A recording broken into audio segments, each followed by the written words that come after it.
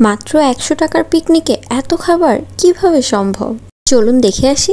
Hello guys, আসসালামু আলাইকুম, welcome to Shamima's blog. আমরা সবাই সকালের নাস্তা শেষ করে কাজে লেগে পড়ি। আর পিকনিকের বাজার তো আমরা আগেই করে রেখেছিলাম। এখানে আমি মুরগিটা ফার্স্টে কেটে নিচ্ছিলাম চিকেন ফ্রাইয়ের জন্য, তারপরে সেগুলো ধুয়ে নিচ্ছি। আমরা ১০০ টাকা করে চাঁদা তুলে মুরগি আর সবজি কিনেছিলাম, আর বাকি সব প্রয়োজনীয় জিনিস আমরা সবার বাসা থেকে তুলেছিলাম। আমি এখানে চিকেনের মধ্যে আদা বাটা, রসুনের হলুদ, মরিচের গুঁড়া, লবণ এবং ডার্ক সয়া সস এবং লেবুর রস দিয়ে আমি মাখিয়ে নিচ্ছি। বেশ কিছুক্ষণ আমি এভাবে রেখে দিব যেন চিকেনের মধ্যে সব মশলাগুলো ভালোভাবে যায়। তারপর আমি একটু ওয়েস্টার সস দিয়েও একটু মাখিয়ে রেখেছি। দেন আমরা চলে গেলাম সবার বাসায়, কারণ প্রয়োজনীয় যে জিনিসগুলো আমরা কিনিনি সেগুলো সবার বাসা থেকে তুলছিলাম। এখানে আমরা পোলা চাল, তেল, পেঁয়াজগুলো তুলছিলাম। এইভাবে পিকনিক করতে কিন্তু অনেক বেশি মজা লাগে।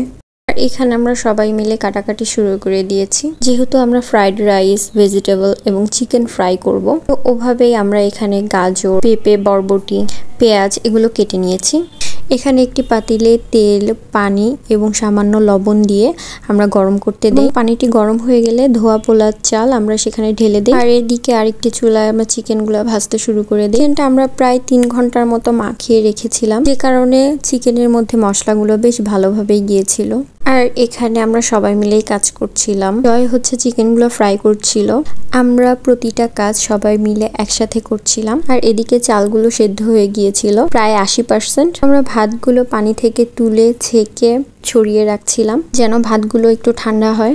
তারপর আমরা ভেজিটেবলটা রান্না শুরু করে দেই। আমাদের সাথে পুরো রেসিপিটা শেয়ার করা হয়নি, দেখেই হয়তো বুঝতে পারছেন যে রান্নাটা আসলে কতটা ভালো হয়েছে। আর এদিকে আমরা তেলের মধ্যে পেঁয়াজ, রসুন কুচি, গাজর, মরিচ, ডিম এগুলো দিয়ে ভেজে নিচ্ছি।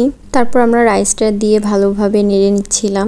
আমরা এখানে oyster sauce, dark soya sauce এবং স্বাদমতো লবণ দিয়ে ভালো করে নেড়ে চেড়ে আমরা নামিয়ে ফেলি। এটা তো চিকেন ফ্রাই দেখতে কত লোভনীয় লাগছে।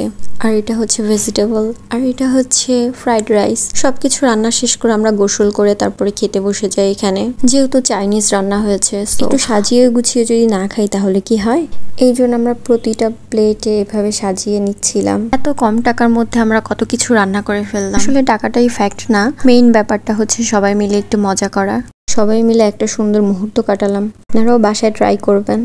আর আপনারা কোক বয়কট করুন এবং মোজো খাওয়া শুরু করুন। এদিকে আমাদের সবার প্লেট সাজানো শেষ, আমরা খাওয়া শুরু করে দিই। বিশ্বাস করেন এত মজা হয়েছে সবগুলা খাবার, আমি এখন ভয়েস দিতে যে আমার জিভে জল চলে আসছে। তাছাড়া যে কোনো খাবার সবাই মিলে একসাথে খেলে খুব মজা লাগে। আমি হাত দিয়েই খাওয়া শুরু করে দিয়েছিলাম, কারণ বাঙালি বলে কথা, নিজেদের ঐতিহ্য তো ধরে রাখতেই হবে। এই ছিল আমার আজকের ব্লগ। হাফেজ।